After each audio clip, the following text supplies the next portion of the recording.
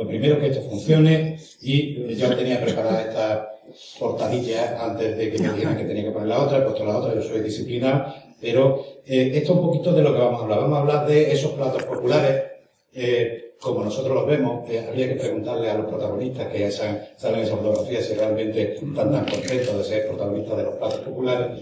Y quiero que un poco, esta hora tan postpandrial que tenemos, pues podamos hacer un poquito rapiditos, ánimos, y que le damos unos pequeños toques de humor en lo que vayamos viendo. La primera cuestión, para los que vienen de fuera, los que estamos aquí en España, pues lo sabemos perfectamente, es que nuestra gastronomía es enorme, variadísima. Y cuando se habla de que la paella o la tortilla de patata es el plato típico de España, es tanto como decir que toda la Biblia se resume en que existe Dios. Pues sí, existe Dios, pero existe muchas más cosas. Aquí tenemos el Atlas del Taste, que nos empieza ya a dibujar. Si lo veis desde lejos y vais acercándoos a España, os vais dando cuenta que conforme vamos avanzando, cada vez nos aparecen más cosas. Y si nos centramos ya, por ejemplo, en mi zona, en Córdoba, nos encontramos un montón de platos. Pero no son los únicos que hay, ni son quizás los más importantes. Y yo muchas veces me he preguntado qué criterios utilizan todos estos que nos hacen catálogos y nos dicen, oye, este es el plato más típico, esto es el más popular. ¿En qué se basa? De hecho, hace poco una famosa cadena de viajes sacaba un mapa con los platos más típicos de España, me puse en contacto con ellos y le dije, ¿qué método habéis utilizado para determinarlo? Y me dijeron, he preguntado a unos amigos. Perfecto. He llamado a uno de Córdoba, ¿cuál es el plato más típico de Córdoba? Bueno, pues este mismo. Entonces, también tenemos que distinguir lo que son nuestros productos. Tenemos unos productazos, una materia prima brutal en España, y luego, por otra parte, las elaboraciones que hacemos con ellas.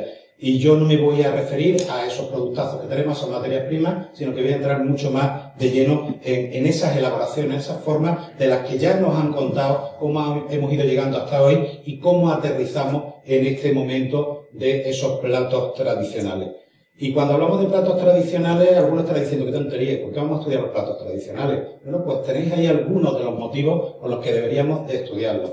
Y cada uno de ellos ya sería suficiente para que le dedicáramos suficiente atención a la gastronomía tradicional que tenemos en España y a esos platos. Pero algunos de los que saldrán de los últimos, ya ha dicho Emilio, por ejemplo, ha dado unas pinceladas, el tema de la sostenibilidad, el tema de la proximidad, el tema del patrimonio, el tema de la unión al territorio. Son elementos fundamentales que creo que merece la pena ahondar en ellos. Porque, lógicamente, la alimentación está muy relacionada con el patrimonio. Recuerdo que hace unos años llegaban a Córdoba un congreso de patrimonio y yo, tonto de mí, le digo, oye, va a haber una sesión de gastronomía. Y me dijo, estamos hablando de patrimonio, no estamos hablando de gastronomía. Sí, yo que quiero hablar de patrimonio. Oye, pues te invitamos y nos cuentas. Pues después de invitarme y contarles, se dieron cuenta de que sí, que la gastronomía también es patrimonio. Pero no es porque yo lo diga. Si nos vamos a la Real Academia de la Lengua, nos dice que patrimonio es el legado de nuestros padres. ¿Estamos todos de acuerdo, no? No, pues estáis dormidos.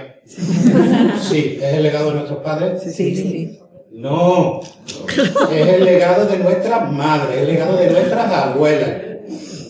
¿Qué hemos hecho los hombres para legar esto? Nada. Vamos a dejarlo claro. Este padre es genérico, este padre se refiere a padre y madre. En ese sentido, sí, el legado de nuestros padres. Pero es muy importante que ha sido el legado de nuestras madres y el de nuestras abuelas. Es el legado de nuestra cultura, es el valor de nuestra cultura. En algunos de los platos, cuando nosotros íbamos a estudiarlos, hemos ido picándole a las poblaciones y diciéndole, por ejemplo, cuando hicimos el flamenquín en Andújar, mandábamos a las redes sociales, uy, en Córdoba ya hay un montón de respuestas sobre el flamenquín, subían las de Andújar. Decíamos a Córdoba, oye, que en Andújar está la gente, porque es parte de su cultura, es parte de lo suyo, y lo vamos a ver luego en algunos platos que nosotros los consideramos como platos para presumir. Es un elemento diferenciador, y esto es fundamental. Cuando empezamos a estudiar los platos tradicionales, empezamos a preguntar y decimos, bueno, platos de Córdoba, el cocido, las lentejas. Los que sois del resto de España, que no coméis cocido ni lentejas en el resto de España, ¿verdad? Ni siquiera en Italia ni en Francia. No, exclusivo nuestro. Bueno, pues hay que buscar esos elementos diferenciadores, porque luego, primero, es de lo que podemos sacar pecho y en segundo lugar, va a ser lo que nos va a servir para atraer ese potencial turista gastronómico. Fundamental, está unido al territorio. Yo le he dado una china salmorejo en Ecuador. Y oye, pues se la ha comido encantado, pero como te comes un salmorejo en Córdoba, te comes algunos de estos gazpachos que ha comentado Emilio, en cada uno de los puntos de donde son originarios, hay que olvidarse porque la materia prima, el ambiente lo da. Y ese unido al territorio nos permite además afianzar ese posible turista gastronómico. Y aquí tenemos dos expertos que nos han hablado, y uno que me estaba whatsappeando que si íbamos a grabar la sesión, Fernando Rueda, y le he dicho, sí, no te preocupes, que lo estamos grabando. Otro historiador, es rastreable históricamente. Afortunadamente tenemos indicios para que muchos de estos platos los podamos seguir. Yo voy mucho por los pueblos y vamos hablando con las mujeres mayores, y cuando vamos a hablar de la gastronomía de su pueblo, muchas veces te dicen, no, este pueblo no, este pueblo lo trajo fulanita, estaba casada con menganito, que venía de otro pueblo, y bueno, pues lo trajo aquí, ha gustado y se ha implantado, pero esto hace 50 años no existía. Por tanto, todo eso está muy bien. Y no solamente lo dice la Real Academia de la Lengua, sino que lo dice la propia UNESCO. Desde 2009, en ese patrimonio inmaterial, está reconociendo platos y está reconociendo formas de alimentarse de nuestra gastronomía. Ahí tenéis algunos de los ejemplos. No tengo mucho tiempo, no me voy a parar, pero la Real Academia de Gastronomía, a la que me honró pertenecer, pues también ha hecho su propuesta de que las tapas sean patrimonio inmaterial de la humanidad. Llevamos esperando desde 2016. Algún día a la UNESCO le vendrá bien el hacerlo. Pero es que incluso en nuestra normativa existe el término de patrimonio cultural inmaterial y hay un apartado específico en que nos habla de la gastronomía, las elaboraciones culinarias y la alimentación. Por tanto, no cabe duda que la alimentación es patrimonio. Hay que tener mucho cuidado con el patrimonio, primero porque se puede perder, y una vez que se pierda, ya está perdido. Almudena nos puede contar las de versiones del garum que se han vuelto a reflotar y de personas que han ido a un hospital por intentar reflotarlas. Por tanto, hay que tener mucho cuidado con lo que hacemos y cómo rescatamos esas recetas. Esos experimentos que contaba Almudena cuenta también porque está en un departamento de microbiología que hacía las pruebas microbiológicas, si no, ¿a quién le da una carne que se ha tirado en miel 3 meses? Comprobamos que era séptica. Exactamente. Y tenemos cosas como esta. En Cabra había un convento donde hacían una piscotela fantástica las madres agustinas y se pasaban la receta de la madre superior a la siguiente cuando ella ya se notaba un poquito pachucha y resulta que murieron las dos, la madre superior y la segunda. Se perdieron la piscotela. Esto hace gracia y parece una anécdota pensarlo en términos de vuestra abuela. Esa receta, esos platos que hacía, eso que comíais de pequeño, el día que os falte, si no ha faltado ya, espero que no os falte y tarde mucho tiempo, esa receta se puede ir perdiendo. Y aquí, cuando hemos estado hablando de platos tradicionales, a mí me gusta siempre hacer una distinción. Los platos que están en peligro de extinción, eso de que el día que la abuela falte, pues se pierde el plato. Y aquí estamos haciendo un trabajo, habréis visto este símbolo entre los logos de este congreso, del Grupo de Gastronomía Científica, que también pertenezco, y de nuestro amigo Javier Aranceta, que ha dado una de las primeras charlas esta mañana, en la que estamos rescatando esos platos tradicionales. Y ahora estamos en la segunda fase, en la valoración nutricional de esos platos, porque hay muchos bulos y mucha leyenda en torno a ellos. Mi especialidad es otra, mi especialidad son los platos populares. Ahí os traigo el Skyline de Córdoba, puesto en forma de lo que se puede comer en Córdoba, una mínima muestra de lo que se puede comer. ¿Y por qué digo que los platos populares hay que tratarlos de forma distinta? Ya Google no nos lo permite, pero cuando antes Google te permitía ver qué número de resultados tenía cuando hacía una búsqueda, yo me entretuve en poner receta de salmorejo y para los de la última fila, que seguro que no lo ven, 4.480.000 respuestas. 4.480.000 modelos, recetas de salmorejo. Luego veremos qué hacemos con esto. La Real Academia no se ha quedado atrás, ha hecho una propuesta de sello, no lo busques, que el de Murcia no está puesto, es el único que se ha incorporado. Se ha hecho una propuesta de... ¿Ya está? ¿Te lo puse? Bueno, luego lo ves. Sí, ahí está. Está allí. Fueron los últimos, pero la verdad muy bien aplicados. Bien, la pregunta del millón. ¿Cómo hizo la Real Academia esto? Pues muy sencillo. Llamó a las academias regionales y le digo, oye, proponme un plato que vamos a hacer una fotografía para un sello. Y en cada academia tomaron la decisión de hacerlo de la manera que quisieron. Yo me voy a enterar si buena, mala, acertada o no acertada. Porque yo puedo decir que en Andalucía no nos enteramos. De hecho, el presidente tomó la decisión por nosotros y nos puso lo que nos puso. Y esa es la pregunta del millón. ¿Quién decide si un plato pertenece a la parte popular, a la parte en peligro de extinción, o cómo lo caracterizamos o cómo abordamos ese plato? Pues ya he puesto antes, Emilio, una fotografía de una reunión que tuvimos en Segovia. Hemos hecho varias, hicimos otra en Granada, estupenda. Nos hemos reunido también en Bilbao. Y ahí tenéis pues a Rafael Ansón, que antes ha estado con nosotros, y algunas de las personas que estamos por aquí, y algunos de los que han estado esta mañana. Y bueno, pues podría ser una manera de elegirlo. O puede haber otras maneras, y no os digo cuáles, pero estas son las que normalmente se están utilizando. Nosotros vamos a mostrar cómo hemos trabajado y cómo Andalucía puede ser un ejemplo de cómo se puede trabajar. No digo que sea la manera única, nosotros ya tenemos la experiencia y os la traemos para quien quiera seguirla, como se suele hacer con el método científico. Estamos hablando de una encuesta sobre la gastronomía de Córdoba con 1.500 encuestas, en las que preguntamos de todo. Ahí tenéis un pequeño ejemplo y algunos dirán, bueno, pues esta encuesta es para el telediario, para esto de la noche, cuando termina esa última noticia, para que nos hagan la bromita. Bueno, pues está publicado en el International Journal of Gastronomy and Food Science y creo que es de las pocas ciudades que están caracterizadas. Ese código QR no es para el menú de a mediodía, sino que podáis descargaros el artículo. ¿De acuerdo? Es decir, se puede hacer gastronomía y se puede hacer ciencia. Y es un poquito lo que os vamos a traer aquí, ese recorrido. 1.509 encuestas, las hicimos presenciales, 717 presenciales, 792 online, porque teníamos la incertidumbre de si el online funcionaba para hacer este tipo de encuestas. Y comprobamos que los resultados eran idénticos en online y presencial. Obviamente, la distribución muestral no. Teníamos que había más mujeres que hombres y había más gente, digamos, joven que gente mayor en las encuestas online. Pero los resultados eran reproducibles. Las presenciales las hicimos acorde a la pirámide poblacional de Córdoba y por grupos de edad que segmentamos de 10 en 10. El 76% de las encuestas se hicieron en barrios, a pie. Los alumnos a los que habíamos formado iban preguntando, era una encuesta por cuotas, iban buscando el nicho de la persona que tenía que hacer la pregunta. Y si alguien se ha paseado por Córdoba o la conoce, os reto a que busquéis un barrio que no esté ahí representado. Trabajamos con todos los barrios de Córdoba. ¿Esto que teníamos afán de llegar a todos sitios? No, porque como los barrios de Córdoba estaban clasificados desde un punto de vista social, pues pudimos hacer también un estudio de tipo social, de estrato social, en función de las preferencias y los elementos gastronómicos que tenían. Con esta metodología y con esta manera de trabajar, dijimos, oye, ya que lo hemos hecho en Córdoba, vamos a crecer un poquito, vamos a ver qué podemos hacer en Andalucía. Aquí no anduvimos solos, sino que lo hicimos en colaboración con la Academia Andaluza de Gastronomía y Turismo.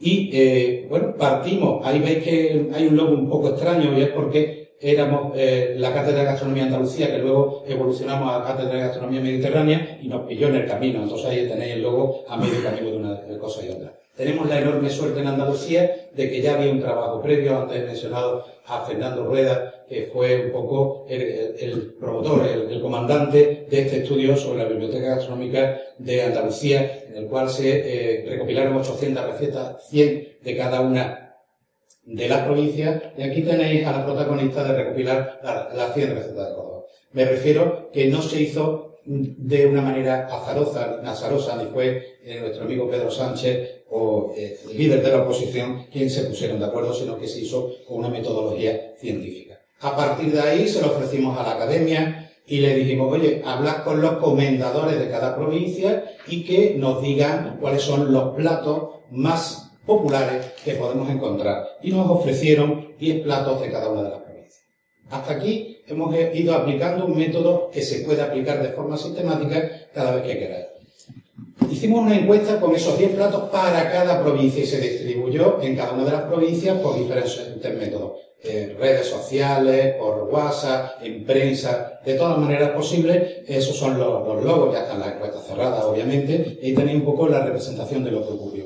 Con lo cual, empezamos a tomar una fotografía de cómo es, no cómo ha sido a lo largo del tiempo la gastronomía en Andalucía, sino cómo es a día de hoy. Y nos sorprendemos porque la historia nos dice una cosa y el mundo actual nos dice otra. Os voy a ir mostrando muy rápidamente algunos resultados. Aquí tenéis, por ejemplo, los platos más populares de Almería. También, como veis, teníamos datos de tipo gastronómico, no solamente qué porcentaje de población había elegido cada plato, sino con qué frecuencia se consume cada uno de ellos. Ahí os he puesto la miga de harina porque es la que salió con mayor número de votos, 60% mensual, 20% algunas veces etcétera. Dónde se come, en casa o fuera, si se toma todo el año, si se toma una época del año determinada. Es decir, información interesante de cuál es el estado de vida de ese tipo de platos. Aquí tenéis Cádiz con su tortillita de camarones, que seguro que Gregorio la disfruta cada vez que puede. Aquí tenéis Córdoba. De Córdoba no voy a hablaros porque tendríamos mucho que hablar. Salió el salmorejo por goleada. Deciros que llevamos ya 3 encuestas sobre platos populares en Córdoba y en cada encuesta sigue subiendo el salmorejo y esto tiene un sentido muy claro. Pero salió uno que estaba casi perdiéndose, que es el perol cordobés. Tenemos ahora mismo un proyecto en marcha. Antes lo que decía Emilio de ese dornillo que comían todos juntos, eso lo hacemos en Córdoba, pero en torno a un perol, comiendo un guiso de arroz con un guiso de miga. Cosas curiosas, y en honor a nuestro compañero Emilio, que fue uno de los artífices de rescatar, de hacer esta encuesta en Granada, es que, por ejemplo, uno de los platos que salieron entre los 4 o 5 platos más populares de Granada, la tortillita de Sacromonte, pues resulta que son de los platos más populares, pero si vemos con detalle, podemos ver, que toda la presentación va lenta, que la frecuencia de consumo de la tortillita de camarones es muy poca. Voy a ponerlo más clarito. El 94% de los granadinos no toma tortillita de camarones. Sin embargo, si va un turista, va a tomar algo que es un sucedáneo de tortillita de camarones. De Sacromonte, perdón. Me he quedado con Cádiz y ya me he perdido. De Sacromonte, la tortillita de Sacromonte también hay que decirlo, una tortillita que se hace con casquería y ya la gente pues estas cosas las va haciendo. Pero bueno, es tomar el estado de salud. En Huelva nos sorprendió mucho que salió la gamba blanca, no queríamos meterla en el estudio porque es una cosa muy sencillita y decíamos, pero bueno, y en Huelva no eran choqueros, sí son choqueros. Si unimos todos los platos con choco que habían votado, el 49% de los platos son platos elaborados con choco. Por lo cual, bueno, realmente la encuesta estaba dando cosas coherentes. En Málaga, por supuesto, ese aspecto que están proponiendo a Patrimonio Inmaterial de la Humanidad, su porra antequerana, que es diferente completamente y patrimonio de ellos y no tiene que ver con nuestros arboreos, y los queremos mucho y que sigan así, por la cultura de los populares victorianos. Mirad, vuelvo atrás. ¿Habéis visto ahí recuadrado? El espeto de sardina, ese patrimonio que quieren poner, hay un 10% de los malagueños que normalmente no lo toman cuando viene alguien de fuera. Estos son los que nosotros llamamos el plato para presumir. En Córdoba es el rabo de toro, que apenas hay mucha población que no lo consume, pero cuando viene alguien de fuera tú vas a probar el rabo de toro cordobés. Y en Sevilla, con la Academia Sevillana, que también hemos colaborado estrechamente, pues hemos hecho un estudio sobre los caracoles. Ya estamos empezando un nuevo estudio con sus platos populares. El que hemos avanzado más quizás es en Jaén, la provincia de Jaén, que por cierto, el lunes están eligiendo el nuevo nuevo presidente de la Academia Andaluza de Gastronomía y Turismo en Jaén, y vamos a presentarle el estudio para ese momento, pero no ha dado tiempo de presentarlo y dentro de poco funcionará. Otra de las cosas que os tiene que llamar la atención, cuando nosotros encontramos que el 70% de los jiennenses indican que la pipirrana es su plato más típico, ellos no tenían ni idea. Y de hecho, el capitán me está diciendo, me quedan 2 minutos si no me equivoco. Pues en esos 2 minutos intento terminar. Cosas que pasan cuando empezamos a hacer este estudio, se está dando difusión, colaboramos con la academia y con las cofradías para darle toda esta información, es que fijaros qué estaba ocurriendo con la pipirrana. En internet no la buscaba nadie, esto es Google Trends, y de repente, después de que se hace el estudio, se empieza a hablar de la pipirrana, pues empieza a despegar en redes el interés por la pipirrana. Y esto llega, bueno, por supuesto, información que sacamos de la pipirrana de todo tipo, con quién se come, dónde, frecuencia de consumo, recipiente, época del año, tipo de plato, el origen de la receta. El año pasado tuvimos el Día Mundial de la Pipirrana, un evento genial, señoras elaborando las pipirranas de los diferentes pueblos, una auténtica fiesta en torno a algo que los jiennenses tenían, pero que nos habían deparado en que podía ser algo tan interesante. El origen de la receta familiar. Es que al final estamos teniendo esa idea, por supuesto, más familiar de origen femenino que masculino y más en el campo que en la capital. Y, caso curioso, gente de 40 a 49 años que buscan más la receta y le piden la receta a los amigos que preguntarle a la familia. Mal hecho, vamos a preguntarle a la abuela, ¿vale? En la pipirrana también ya dimos un paso más. Es decir, está muy bien, ya tenemos los platos caracterizados, ya sabemos cuál es el más popular, pero hay una mala fama de los platos tradicionales, platos populares, de que engorda, hacen daño a cualquier cosa. Bueno, pues hicimos una estandarización de la receta. Esto es coger muchísimas recetas de muchos lugares, recetarios, internet, restaurantes particulares, y al final buscar cuáles son los ingredientes fundamentales que tienen. Y ahí encontramos algo que a los propios jiennenses le llamó la atención, y es que el vinagre, ese vinagre famoso del que hemos hablado antes, y que era propio de cualquier elaboración de este tipo, ya los jiennenses no lo utilizan. Ya no entra dentro de la receta popular. Las recetas evolucionan. Las recetas tienen mucha antigüedad, pero se adaptan a los gustos actuales. De todas esas recetas que buscamos, ¿cuál es la buena? Esa es la pregunta del millón. Desde luego la nuestra no. A mí siempre me han dicho, tú has estandarizado un montón de recetas, las tuyas son las mejores. No, perdona. La buena es la de tu madre, la de tu mujer, la de tu abuela. La mía es la prototipo, la que reúne todos los ingredientes que tiene que tener la receta en las proporciones y la manera de elaboración. Esto además también lo publicamos, en este caso en Nutrición Hospitalaria, y no estamos en contra, somos muy amigos de Juanjo Ruiz. De hecho, el día 7 lo tengo en una mesa redonda y tiene la mayor variedad de salmorejos que existe en el mundo. La salmoreteca, si vais por Córdoba, no lo perdáis. ¿Por qué tenemos que estandarizar? Y aquí está la pregunta del millón. ¿Qué estáis viendo? ¿Qué es eso que tenéis ahí? ¿A qué representa? Es un monumento, os voy dando una pista. Esto lo pintó Sorolla, y se me ha ido, pero representa esa fuente. Esa fuente, ¿dónde está? Está en la mezquita de Córdoba. ¿Esa es la imagen que tenéis vosotros de la mezquita de Córdoba? ¿O es esta? Pues eso es lo que queremos con la estandarización. Que no haya una perversión de las formas de elaborar los platos y llegue un momento en que venga alguien de fuera y pruebe un pan rallado con ajo en polvo y vinagre blanco y diga, oye, esto es un salmorejo. Vamos a intentar localizarlo. ¿Qué se consigue con una estandarización? Pues algo como esto, a través de la Cofradía del Salmorejo Cordobés. Tenemos un azulejo con la receta con la que nosotros hicimos, está ahí en una calle de Córdoba. Cuando llegáis, si sois invidentes, además os salta una baliza y os dicta la receta. Hemos propuesto que se haga Patrimonio Inmaterial de la Humanidad, hasta en Bruselas. Está traducida a más de 50 idiomas, se ha puesto en las mejores escuelas de hostelería, por supuesto de España y de parte del mundo. Eso nos da lugar a que podamos llevar el salmorejo a la escuela, porque nos dimos cuenta que los niños no lo consumían. O esto que voy a intentar que pase, valoración nutricional del salmorejo. En Córdoba todo el mundo pensaba que el salmorejo engordaba mucho, 117 kilocalorías por 100 gramos.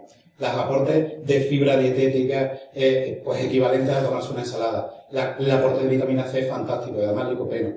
Y por supuesto sal también, no engañamos a nadie. ¿De acuerdo? Hemos conseguido que con este tipo de difusión, pues casi en toda España se consuma salmorejo. En muchas partes del mundo nos han referido que hay restaurantes que ponen salmorejo y hemos conseguido hacer un mapa de los restaurantes que en Córdoba ponen salmorejo. Tenemos que aproximadamente el 25% de los bares, restaurantes y tabernas de Córdoba en su carta tiene como los tres platos principales, uno de los tres platos principales, el salmorejo. Un segundo simplemente para volver a Jaén, que es mucho más que pipi y rana, para hablaros que los platos tradicionales tienen algo más. La fritura se está perdiendo. Este es un plato típico pues, de Córdoba, pero también de Andújar, que es el flamenquín. En esa forma de presentación cada uno elige la que más le guste. Nosotros hemos preguntado a la gente cuál le gusta más. Y no os equivoquéis, no es esta enorme que está aquí, sino es el tamaño medio, grosor medio. Y la pregunta, ¿es igual un flamenquín que un San Jacobo? Prácticamente casi tiene los mismos ingredientes. Pues apliquemos la ciencia de nuevo. Un San Jacobo que pese exactamente lo mismo que un flamenquín, tendríamos esa distribución que nos da 240 centímetros cuadrados. En un flamenquín, el peso se distribuye en esas dimensiones 100 centímetros cuadrados. ¿Qué afecta a esto? ¿Por dónde penetra el aceite? Por la superficie. Por tanto, cuanto más superficie, más aceite gasta el productor. Por tanto, el flamenquín no solamente es una cosa tradicional, popular, sino que además aporta poco aceite. Y hemos hecho estudios sobre la fritura y hemos comprobado que cuanto más grueso sea el corte, menos aceite se gasta, pero también hemos visto que el tipo de aceite afecta. Mirad, de las últimas que aparecen en rojo nos da la variabilidad que tenemos con un aceite de oliva a secas. El verde pequeñito, mucho más abajo, nos da la variabilidad que tenemos friendo con aceite de oliva virgen extra. Hemos conseguido frituras con un 4% de absorción de aceite de oliva virgen extra. Y con el famoso alto oleico hemos llegado hasta un 40%. Obviamente, trabajando con temperaturas distintas y elaboraciones distintas. Hemos hecho valoración nutricional, hemos trabajado sobre caracoles, un plato que, bueno, pues sobre todo para los que vengáis de fuera, diréis, ¿esto qué es? Bueno, pues es un plato por el que se preocupan los andaluces y, bueno, en toda España, pero en Andalucía quizás más. Hemos visto la frecuencia de consumo y hemos visto el valor nutricional. Estamos hecho un corto y hemos a punto de ganar una biznaga en el Festival de Málaga. Estaba también Almudena, que participó en el corto. Y ahí tenéis el valor nutricional. Una fuente de hierro brutal, un aporte de calorías bajísimo, una cantidad de proteínas fantástica. Y además magnífico. Y si vais además por Córdoba vais a encontrar 200 millones de formas de preparar los caracoles. Cosa que en el resto de España, al final tenemos 3 variantes. Estamos siendo patria. Y con esto ya alguno diréis Mediterráneo, España, Córdoba, Andalucía, pero no te sale del nebrillo. Bueno, pues este es nuestro último trabajo, se ha presentado, la tesis se presentó hace una semana, hemos saltado el charco, nos hemos ido a México, hemos estado en el estado de Colima y hemos hecho lo mismo, estudiar cuáles son sus platos típicos con la misma metodología, aplicándolo sobre lo mismo. Aquí estamos hablando de la dieta mexicana y hemos caracterizado que esos son los platos más típicos con esas frecuencias de consumo. No me voy a parar porque ya me van a echar, estoy viendo. Y obviamente todo esto, hemos dicho, también es publicable. Está publicado de nuevo en yo creo que la mejor revista de gastronomía que hoy en día tenemos, y esto demuestra que esa metodología es aplicable para allá donde vayáis. Un congreso internacional, llevaros la idea, esto no tiene copyright, y quien quiera preguntar, yo le paso toda la información. Vamos a difundir esta forma de trabajar en gastronomía que creo que es muy interesante. Recapitulemos. Tengo un plato que es abundante, me lo voy a llevar a la parte de estudios populares, que tengo pocas recetas, haré los estudios individuales, voy a estudiar gastronómicamente y lo voy a valorar nutricionalmente. Estudio DAFO, no me voy a parar, vamos ya muy tarde, pero fijaros la cantidad de elementos interesantes que podemos rescatar y de lo que yo he dicho que se puede concluir. Y me voy precisamente a esas conclusiones. Os advertir y vais muy rápido. ¿Hay oportunidad de rescatar los platos tradicionales, los platos populares? Sí, y el momento es ahora. Es muy macabro, pero mirad la imagen que tenemos a la derecha. Puede que no busquemos las bolas de la abuela, busquemos la receta de las croquetas, en este caso la del salmoreno. El momento es ahora, no lo dejéis para luego. La metodología está contrastada, podemos empezar a trabajar con ella. La información todavía está disponible. Los platos populares andaluces son el paradigma de cómo podemos poner en valor nuestro legado gastronómico. Es simplemente un ejemplo de lo que se puede hacer y que os animo a que vosotros hagáis. Muchas gracias, espero que no haya pasado, no haya comido muchos minutos de Rodrigo.